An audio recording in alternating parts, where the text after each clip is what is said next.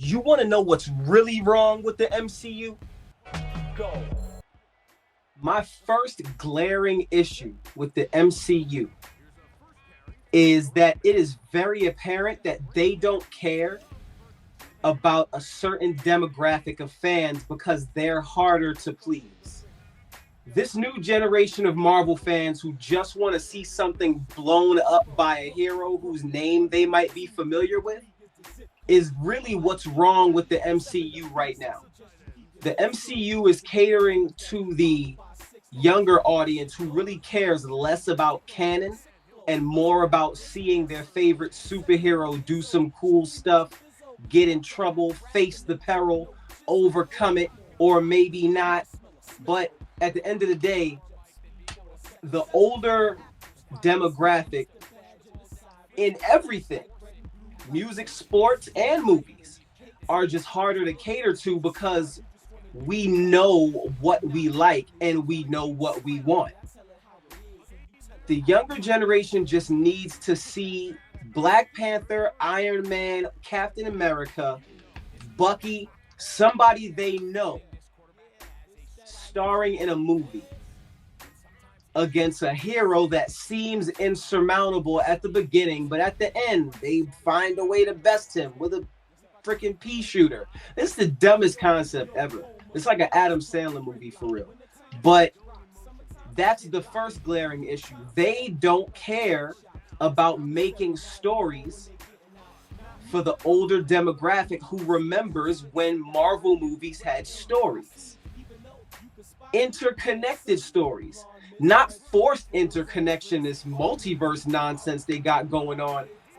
But right now, it's what's working because it's the last buzzword that connected the older demographic to the younger demographic. Both demographics know about the multiverse, and that's going to be the tie that binds, because there has to be a playing field of familiarity, or else you risk not maximizing your box office dollar. Because when you get both demographics going to the movies at the same time for the same reason, that's what made Marvel movies special. Do you know how many high fives I gave out during Infinity War? We all felt all the everythings together in the movie theater with perfect strangers because we followed the story together but separately. We all came to the movies understanding what we were going to see. Now, when you go to the movies, you don't have that feeling. You're just watching some hero that you knew do some stuff, and maybe it'll leak into the next part of the story. Hopefully, we can keep our fingers crossed for that one, because that's just where we are as far as the MCU is concerned. Let's really look at those last few offerings.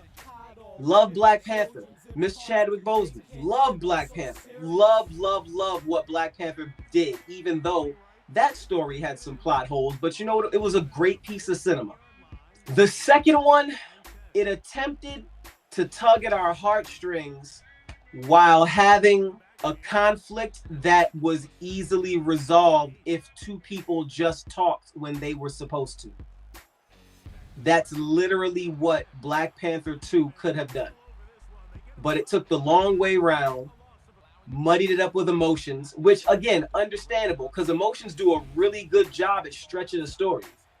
Listen, emotions is the baking soda of the drug trade that is movies and the stories that go along with them. I'm so serious.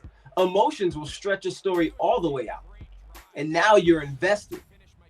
But while you're invested in the emotions of a character, you're like, wait a second. This could easily be solved. But I think Marvel has stopped doing a good job at writing a good story or believing that we want one. I feel like Marvel doesn't believe that its moviegoers want a story. So they're not going to give us one because we haven't proven that we need one. Look at those last few offerings. Quantumania, be so for real right now. That Thor movie, Love and Thunder, that was the biggest trash heap I'd ever seen in the name of, we didn't deserve to have that happen to us as an audience. we didn't deserve Love and Thunder to happen to us as an audience. Because we've invested too many man hours in seeing Thor's character arc only to have it fall into the realm of buffoonery, which is beneath Thor. He's the god of thunder. If we're keeping with the mythology, he was more a stoic character than a comedic character. But jokes be damned, they'll for sure make him one. And that's a shame to a very well thought out cinematic character that did its best to keep with the comic book reference of him. And that's the other problem, right? What most people don't know, but they might know by now, is all the characters they started the Avengers off with, they were B characters. The anchor of Marvel has always been X-Men, Spider-Man, Captain America. But they took these B characters, packaged them together, sold them to us, and we bought in because it was well written. But once it stopped being well written, it felt exactly like what it was. It felt exactly like a bunch of B characters on the same comic book page quipping, because that is all they do now. And I like a good quip because I'm a snarky kind of guy. But when it's time to tell a story, I mean, you can kind of sit the quips to the side, no? Another problem the MCU has is they don't capitalize off of moments really well. Here's my first example of them not capitalizing off of a moment. Was it Captain America Winter Soldier? Where Natasha went to court at the end? That's when a Black Widow movie should have taken place. But it didn't. And it should have.